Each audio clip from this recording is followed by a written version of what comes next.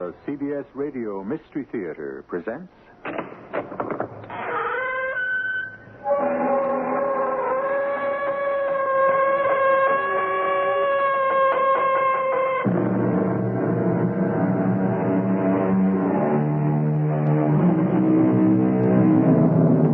Come in. Welcome. I'm E.G. Marshall. What happens to the dead people? They leave us so abruptly, without even looking back. But we do not let them go so easily. With memories, with feelings left unresolved, with old affections and old resentments hanging on, we are left with unfinished business. It's painful. We want to forget the dead, and we can't. But what about them? Are they just as troubled? Just as restless? Just as filled with memories and desires? It's something to wonder about. There he is. I see him. Bonjour, mes amis. I heard him. Comment ça va?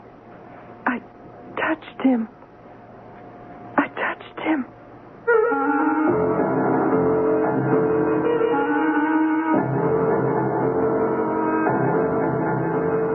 Our mystery drama, The Sensitive, was written especially for the Mystery Theater by Elspeth Eric and stars Gordon Gould and Terry Keane.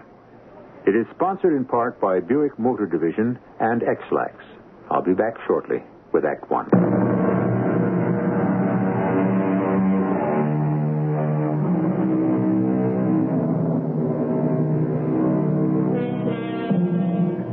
Our story begins and ends in a suburb.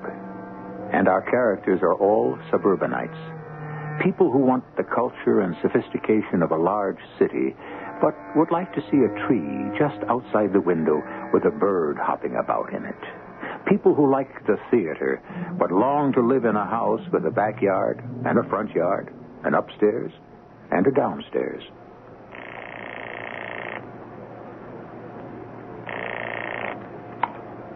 Doctor's office. Dr. Hayes there? This is Philo Denby. It's personal. Just a moment, Mr. Denby. Philo, Yeah, what? dinner's on the table. I'm talking to Frank. Philo? Yeah. How's everything, Frank? Okay. You? Okay. What can I do for you? Well, I just wanted to check with you about the tryouts. When are they? End of next week. Oh. What part are you trying out for? I thought the part of Gregor's. Oh, that's a good part. Really good. Yeah, what about you? Well, I thought Hjalmar. That's the lead. Yeah. Well, I've acted in Ibsen before, you know. Remember Hedda Gabler? Oh, yeah, of Of course. course, it wasn't the leading part. Yalma's the leading part in The Wild Duck. Yeah, I got very good write-ups in the Bugle for Hedda Gabler. I don't know if you read them. No, I wasn't in that. Philo, dinner. Sally wants me for something, Frank. I just wanted to check with you about the tryouts. Right. So long. Come on, everything's going to get cold. I want a drink first. You haven't got time. It's only 6 o'clock. What are we eating so early for? Sit down and I'll tell you. Frank's trying out for Gregor's in The Wild Duck. Oh? I think I'd be very good as Hjalmar. Don't you? Marvelous. Come on, sit down. Why can't I have a drink? What's the idea of eating at 6 o'clock? We are going out. We are? Where to? And you have to take a bath first. I'm clean. And change into your dark suit. What for? Your boss's wife called up this morning. Joan Maynard called up? What did she want? They're holding another seance tonight. Oh, not again. They've been going to a lot of them. But that last one was so boring. Well, that was a month ago, and Joan says they've learned a lot since then. Like what? Well, for one thing, everybody should take a bath 2 hours before the seance. No, for heaven's sake. And all the men should wear dark suits, and all the women should wear white dresses. Is that why you got that thing on? And there's a lot more they've learned. She didn't say what. She said, we'll see when we get there. I don't want to go. Oh, Philo, you have to. If Carl Maynard wasn't my boss... But he is. A real dictator. He snaps his fingers and I'm supposed to jump. Anyway, I want to go. What for? I just think there's something to it. You're nuts. Last time, I think I really saw something. I didn't. It was kind of a mist, a wispy mist.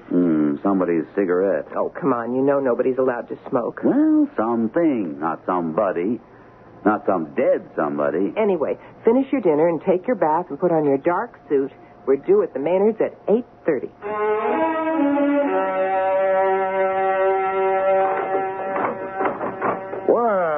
Well. Come on in. We're not late, are we? No. Follow, how are you? Tip top. You, Carl? Never better. John, the Denbys are here. Be right there. Come on in the living room.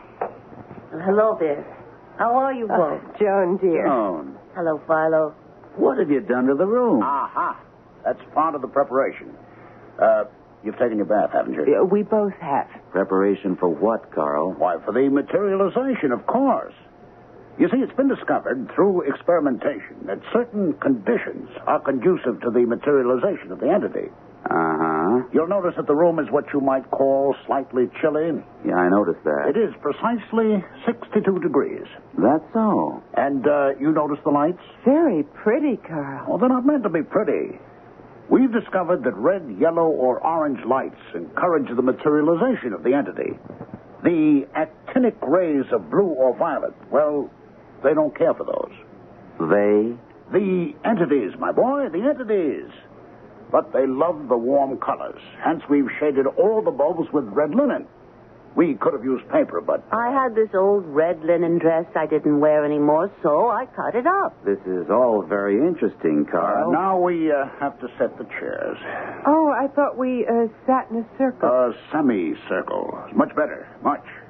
Philo, you want to help me set the chairs? Yeah, sure. Oh, what darling chairs. Bentwood. We got them from an ice cream parlor that was going out of business. We have 16 of them. The ideal seance should have 14 to 16 people, but tonight on such short notice, there wasn't time. We'll start the semicircle here, Philo. Okay, Carl. Say, did I hear somewhere that you and Sally belong to the Main Street Players? Yes, we do. Enjoy it? Very much. I'm in a group, isn't it? Well, strictly speaking, yes. But we've done some very good things. I don't suppose you saw Hedda Gobbler. I had a good part in that. I didn't see it. Yeah. We're going to do The Wild Duck next. You like Ibsen? Oh, I can take him or leave him. You know. Yeah. We're having tryouts next week. I'm auditioning for the part of Hjalmar. It's the leading role. Well, I hope you get it. I think I can do something with it. Sally wants us to join up. Oh? Interested in acting, are you? Oh, not me. Joan. She can sing and dance a little. You people ever do musicals? Once a year. Well, now we're all set here. Where are the girls? Joan, Sally, Yes, dear. ready to start? Oh, I'm so excited. Well, maybe we shouldn't expect too much tonight with only 4 people. However, we can but try, right? Absolutely right. Be seated, please. Man, woman, man, woman. That's the best way we've been led to believe. All set? Sit down, Carl. We really should have some music. Harmonica is very good, but I couldn't find a recording of a harmonica, Well, so... we'll just have to do without.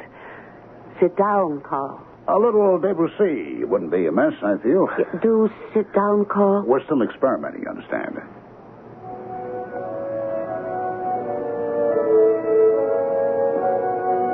Oh, that's nice. Please, sit down, Carl. Yes, I'll sit between Joan and Sally. That leaves you on one end of the semicircle, Philo. Joan on the other end. You're right. I think I'm beginning to feel something. It's too early. I suppose it is. Now, it's all right for us to talk, but very quietly, very naturally. No one is to feel any stress or strain. Everybody very relaxed. Understand? I understand. Now, the 4 of us constitute a human battery. Battery? Yes, we generate power. By joining hands, we concentrate our power. Sally, give me a hand. Joan, give me yours. Sally, give your other hand to Philo. Now, Philo has his right hand free. Joan has her left hand free. From the free hands of Philo and Joan, the power we collectively develop will pass into the sensitive. If we are so fortunate as to have a sensitive in our group. Oh, I hope so. Speak softly. Speak naturally, but softly. Well, I feel so relaxed. Oh, does everybody feel relaxed?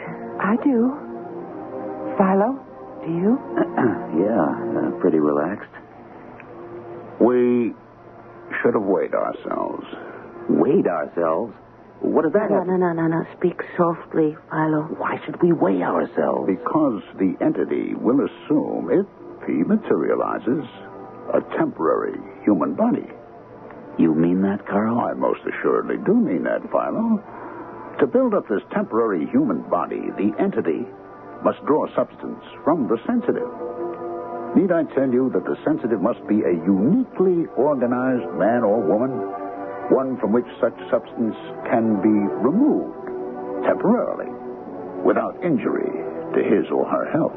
Well, we're all very healthy, as far as I know. I know I am. I had a physical last week, Philo. You? A month ago. You were okay, huh? Mm-hmm. But, why do you say we should have weighed ourselves? Because a true sensitive who loses substance temporarily to the materialized entity loses parts of himself or herself, again, temporarily. I've heard of a sensitive losing as much as 60 pounds. You don't say. Now, in a little while, if all goes well, we should feel a gentle wind, a cool breeze on our hands. Oh, it's all too... The sensitive in our midst will start to pass into a trance state. He will start to go limp. Or she will. And will pass into that condition essential to the entity who wants to work through him. It's all so... I feel it. What do you feel, Sally? The cool wind blowing over our hands.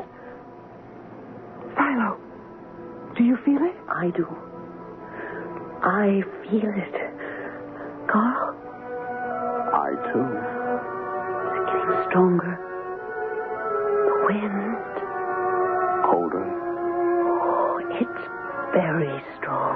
Philo, do you feel it? The nerve force is passing through us. There must be a sensitive here. Ladies, gentlemen, it is possible, it may even be probable, that we are about to witness the evolution of an entity. Ladies, gentlemen, it is possible, it may even be probable, that we are about to witness the evolution of an entity from a sphere beyond our own. It just seems incredible, doesn't it? Now, wait. We can't be sure. No, not yet. Philo, don't you feel maybe... Philo, look. Quiet. A mist. A vapor coming from Philo's side. His right side. We must try to give off more power. I see it. I see it. There it is. Bonjour, mes amis. I hear it. Comment ça va? I touched it.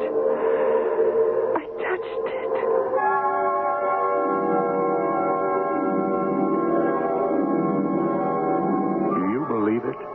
Do you believe that 3 people saw, heard, and touched a being from another sphere?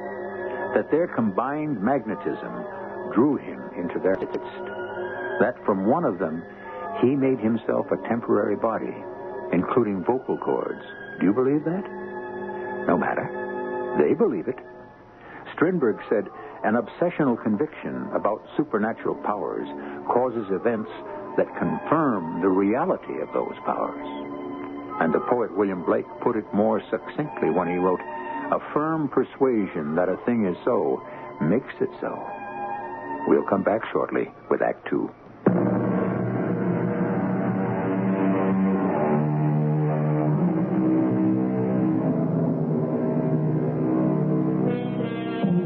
As our first act ended, Philo and Sally and Carl and Joan were seated in a semicircle with hands joined.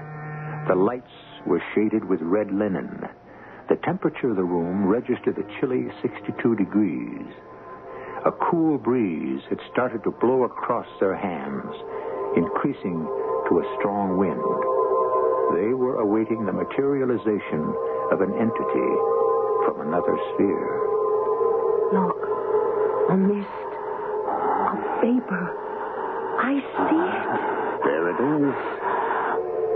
Bonjour, mes amis. I hear it. Comment ça va? I touched it. I touched it. Now, quiet, everybody. Everybody must remain relaxed and quiet.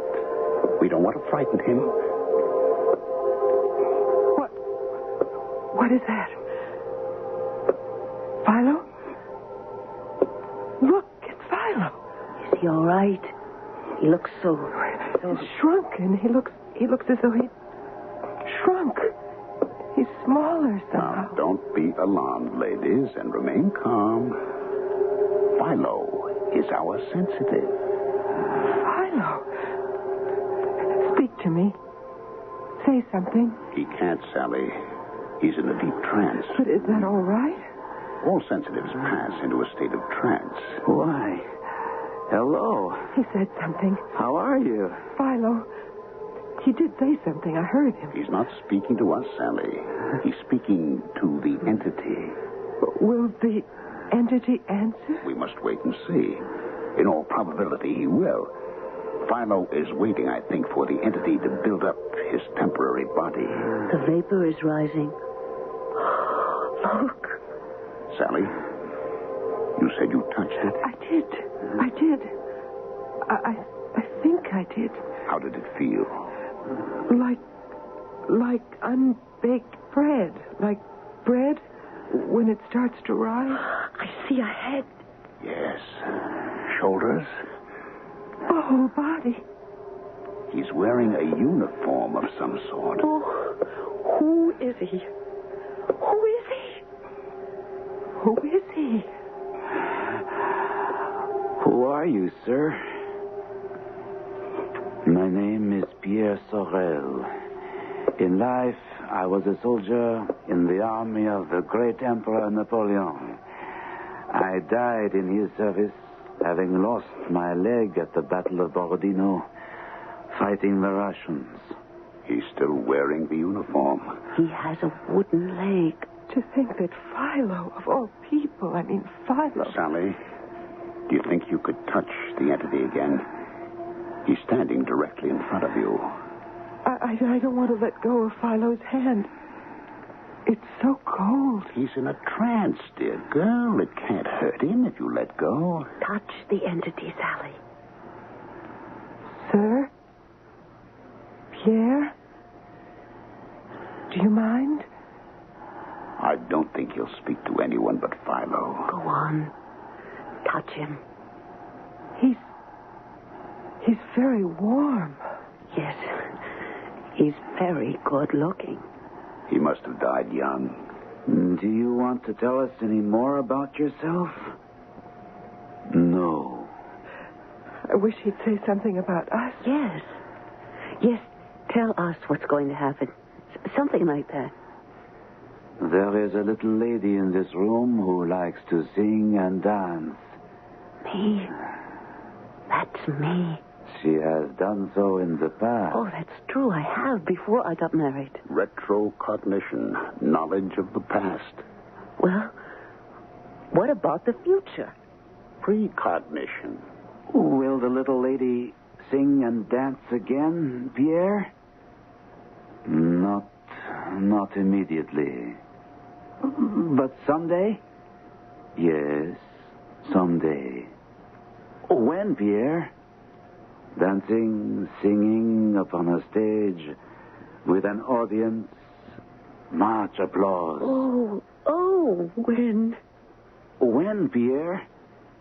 It will be some months before... yes, months. First, the little lady will fall ill. Yes, she will be sick for a time. Oh. But she will recover? Oui, oh yes. She will recover and live to dance and sing upon a stage. You hear that, honey? Must mean the Main Street Players. Oh, yes. I wonder, can he see ahead for the rest of us? Oh, darn it. I wish I could ask him things. So do I. Well, maybe Philo will ask him if he knows what we want. Oh, Philo must be telepathic. He's a true sensitive. He must have a huge amount of the psi faculty. He must be loaded with it. Or he couldn't have materialized, Pierre. You see, people with large amounts of the psi quality have precognition, retrocognition, clairvoyance, and telepathy. Remember when I said, what about the future? Remember, Carl? And right away, Philo said, will the little lady sing and dance again, Pierre? Remember that? And Pierre said, someday. And I said, when? And Philo said, when, Pierre? Oh, of course, Philo's telepathic. If he'd only asked the entity about me. Do you see the future for someone else, Pierre? For a man, perhaps? You see? Success. Oh? How? When? What? Soon. He's fading. Going away. Success.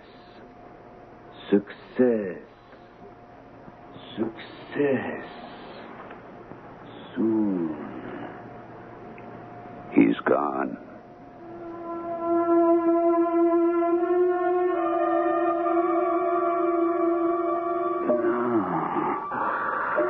Oh, Pierre, Philo, dear? You awake? Yeah. I brought you some soup, a few crackers. Sally? Yes, darling. I brought you some soup. Split pea. What's it for? Lunch? Dinner. I had dinner. Well, that was yesterday. Huh? Come on, try it. It's good. Well, what am I doing in bed? Darling, you were sleeping. Oh. I didn't want to disturb you till I was sure you were all slept out. Well, how long have I been asleep? 21 hours. Since last night at 11 o'clock. Well, what time is it now? 8 o'clock in the evening. Didn't I go to work? No, dear. Holy Moses. I've got to call Carl. No, not now. You just lie back. He'll be furious. He won't. I already called him. What'd you tell him? I didn't have to tell him anything. He understood perfectly. How could he? You really don't remember a thing about it, do you? Did I get drunk or something? Black out? You don't remember going to Carl and Joan's house? Carl and Joan Maynard?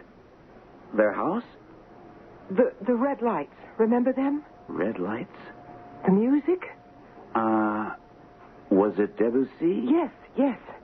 See, now you do remember. Yeah. Remember the bent wood chairs and sitting in a semicircle and the cold wind? We were waiting for the entity to appear. Yeah, to materialize. That's right.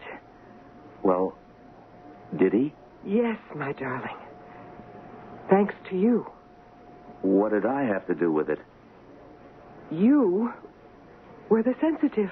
Me? Well, who was the entity? A French soldier named Pierre Sorel. He fought under Napoleon and lost a leg at the Battle of Borodino. You remember? Kind of. Not really. Darling, you were in a trance. I had a very hard time getting you home. Am I all right now? Well, you look all right. But you see, when the French soldier materialized, well, when any entity materializes, he sort of borrows things from the sensitive. What things? Well, he has to flesh out his body, you see. Oh, that's probably Carl or Joan wanting to know how you are. Hello? Sally, this is Carl Maynard. How is he? He's awake, and he seems fine. Good, that's good, Sally. You remember last night? We were just talking about you it. said something about the little lady who loved to sing and dance? Yes, and he said she would again. But before that, he said she'd be sick for a little while, remember? Yes? Sally? Joan's down with the flu. No. Yep, woke up with this morning. Oh, I've got to tell Philo. Well, naturally, we want to hold another seance as soon as possible, but not until John's well. The doctor says maybe in a couple of weeks. Oh, of course, Carl. Look, I've got to tell Philo. He'll be so pleased. Sure. I'll give my best. Tell him to take his time about coming back to work. I will. Goodbye, Carl. Tell me what? Joan Maynard's down with the flu. Oh? Philo, that's what the entity predicted last night. Pierre said she would sing and dance in front of an audience. Now, I'm sure that means the Main Street Players because she's been nagging Carl to join. But first, she'd be sick for a little while. And now she is. Oh, isn't that exciting? As soon as she's well, we're going to have another seance. Sally, am I really a sensitive? Darling, of course you are. What was that you said about the entity taking parts of the sensitive's body to build up his own body? Only temporarily, darling. Sally, call Frank Hayes and make an appointment for a complete checkup. You had one a month ago. Yes, but if I'm really a sensitive, if I'm going to go on with this thing, I've got to be in tip-top physical condition. Go on, Sally, call him. Say I'll be in tomorrow. Roll up your sleeve, Philo, will you? Sure. Tell me about this seance that knocked you out. It was the darndest thing. I didn't even want to go, but Sally was very keen on it, and besides, Carl Maynard is my boss, so... Sure. Well, the idea of the seance was to get an entity to materialize. An entity? Mm-hmm. A being from a sphere other than our own. Uh-huh. Well, in order to do this, you have to have a sensitive. Yeah? And that's somebody with enough nerve force, enough magnetism to attract the entity. Well, surprise, surprise, the sensitive turned out to be me. And I hadn't even wanted to go. Lie back, will you, Philo? Yeah, that's it. How did you find out that you were the sensitive? Well, that's what's so incomprehensible. We all sat around in a semicircle. I was bored to death, if you really want to know. And we talked a little bit, very quietly, very naturally. And that's the last thing I remember. I don't remember the materialization at all. I must have been in a trance state. That's the only explanation that makes any sense at all. What happened when you were in this trance state? Well, they tell me that this entity appeared. Just appeared. First as a sort of mist or vapor. Then it grew and developed into a man. He said his name was Pierre, and he'd been a soldier under Napoleon, and he'd lost his leg at Borodino. He wouldn't talk to anybody but me. Because you were the sensitive. That's right, yeah. I don't even remember getting home. Sally put me to bed, and I slept for 21 hours. Then I had her call you. No, I was surprised. You just had a physical a month ago. But you see, an entity has to have substance in order to materialize. And he gets this substance from the sensitive. They say it's only temporary, for as long as the seance lasts. But I wanted to make sure. If I'm going to go on with this thing... Are you considering that? If my health is okay, why not? True sensitives are very rare. What kind of questions did this entity, this Pierre, answer? That's the amazing part. He said that Joan Maynard would sing and dance on a stage.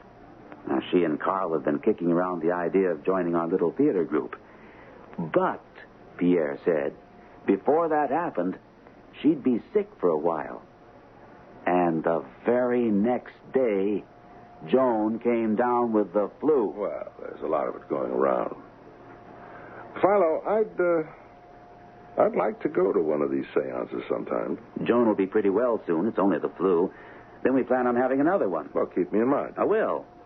Oh, and Pierre predicted success for Carl. He disappeared right after that, so he didn't give any details. Well, maybe next time. That's what we're hoping.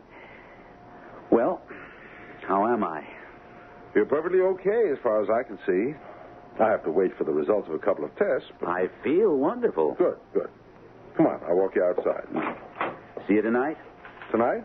At the theater. Tryouts for the Wild Duck. Oh, no. I'm auditioning tomorrow night.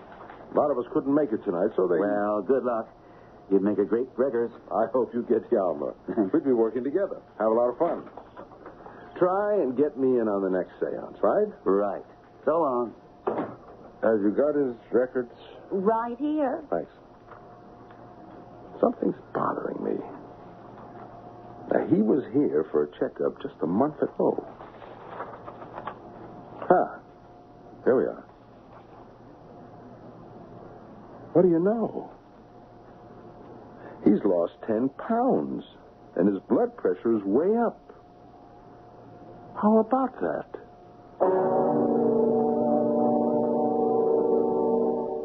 Do you believe that a dead person can become alive?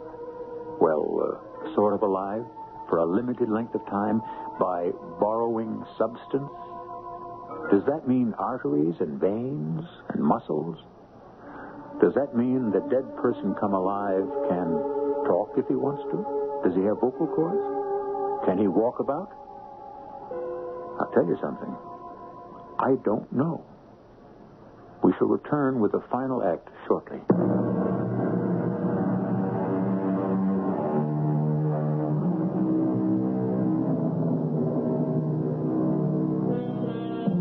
At the close of Act 2, Philo Denby had just left his doctor's office, having gone there for a physical checkup after a trying session at a seance where he discovered that he himself was a true sensitive, capable of enticing an entity out of the grave and speaking with him.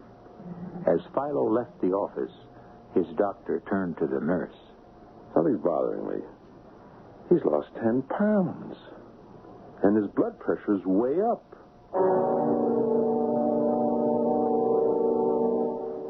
Are you comfortable, Philo?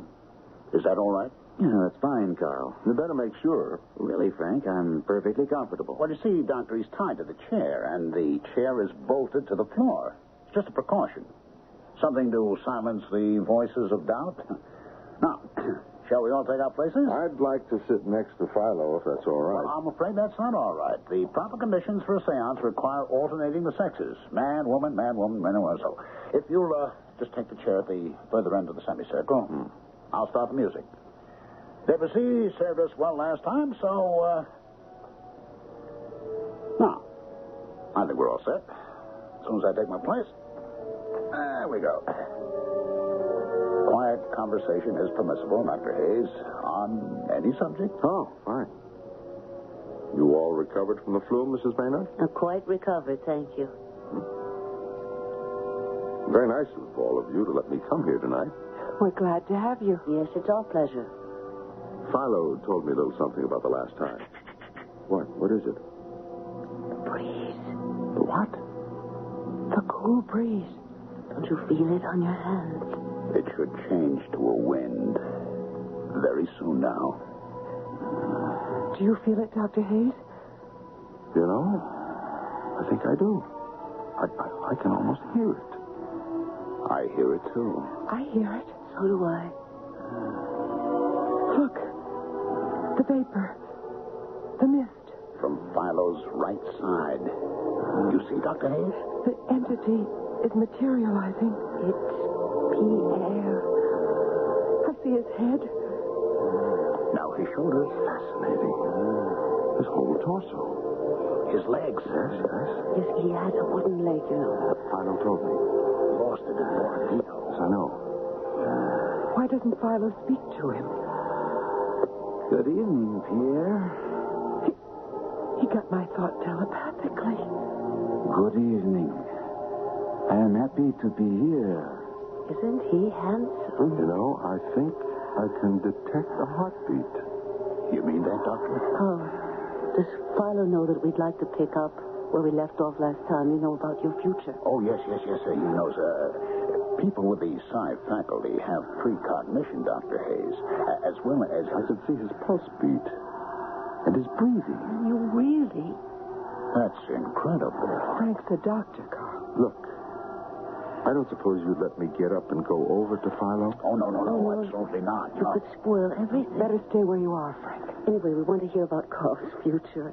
If Philo will just ask him. Pierre, is there anything you can tell us about a certain person in this room?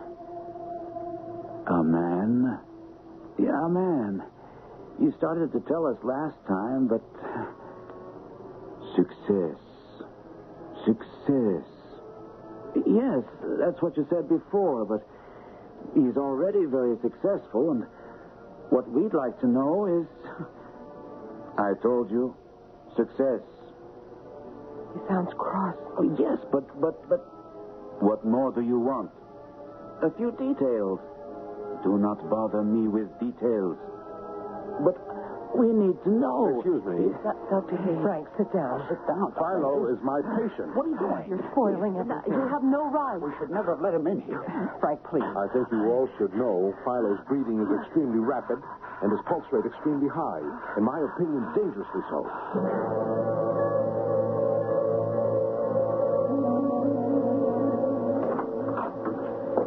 Philo, you all right? Oh, just tired.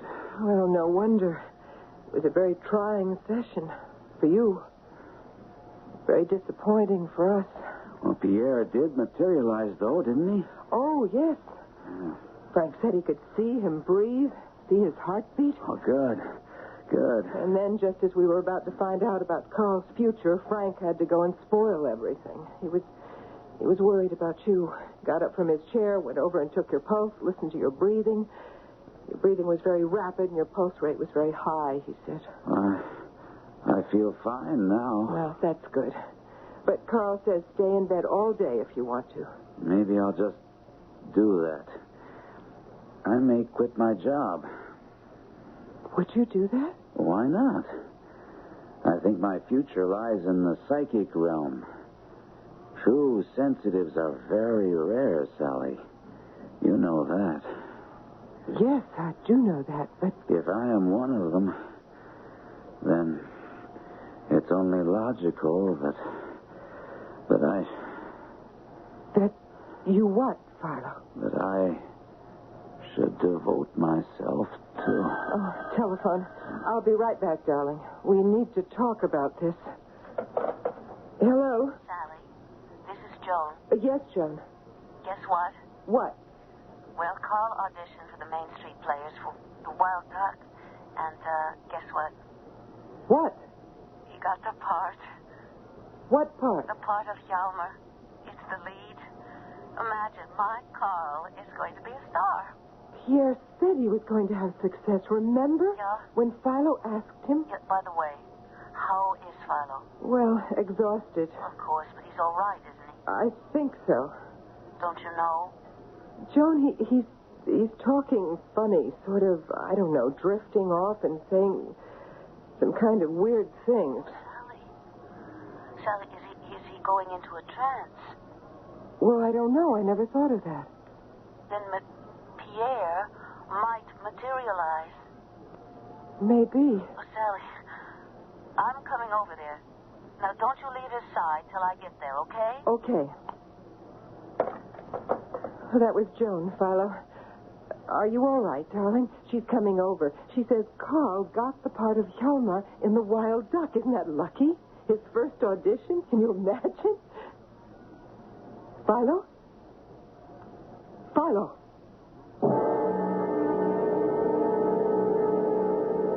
It isn't a trance state, Sally. Well, then what is it, Frank?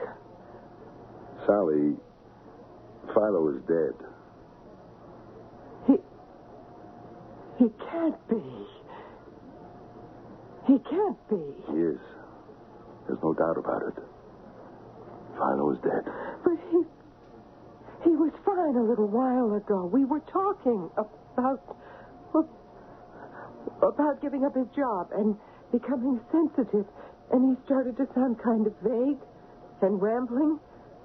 And just then the phone rang. It was Joan Maynard, all excited because Carl had gotten a part in The Wild Duck. Part of Hjalmar, I heard. I didn't want to tell Philo because I knew he wanted that part. I told Joan that Philo was acting sort of funny, and she said he was probably going into a trance. I never dreamed. Of course you didn't. And Joan was very excited. She said maybe Pierre would materialize again if Philo was really in trance. Oh, dear. There now. And she said she would come right over him. If I'd known. You couldn't have known. How could you? Right then, while I was talking to her, Philo was dying. Sally. But I had no idea. I said, sure, come on over. I had no idea. I hung up the phone. I came over to Philo's bed, and he looked all right. He really did, Frank. Must have been very sudden. And I said, honey, that was Joan Maynard. And she said Carl got the part in The Wild Duck. And he didn't answer me, Frank. He didn't answer me. And 2 minutes before that, we'd been talking about things. Oh, You just go ahead and cry. But that's all. When he didn't answer me, I called you. I got here as fast as I could.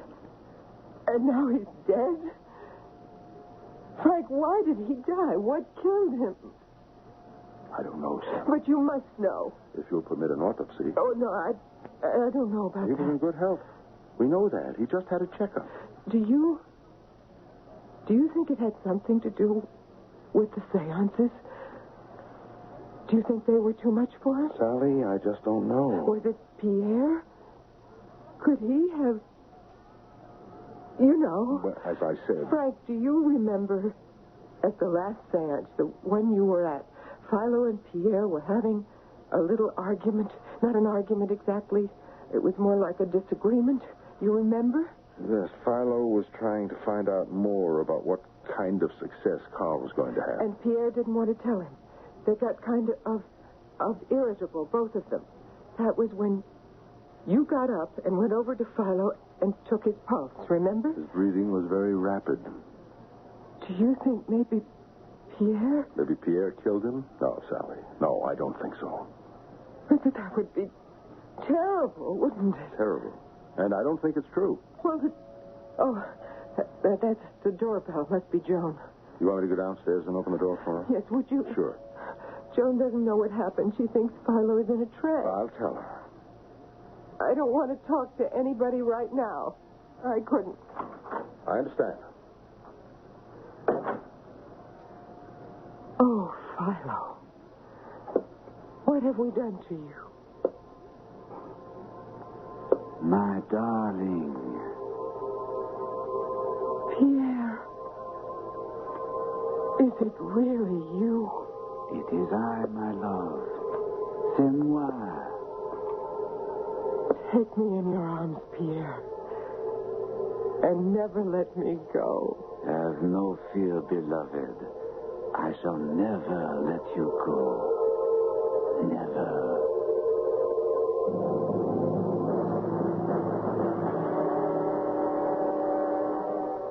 If you can believe that, you can believe anything. That's my opinion. But then, who am I? What am I? Just an average person? Trusting nothing? Suspicious of everything? What do I know? I wonder if anybody's planning to do the Wild Duck. I'd be great as Shalmar. I could really get my teeth into that part. I'd be a smash. I'd really kill the people. I'll be back shortly.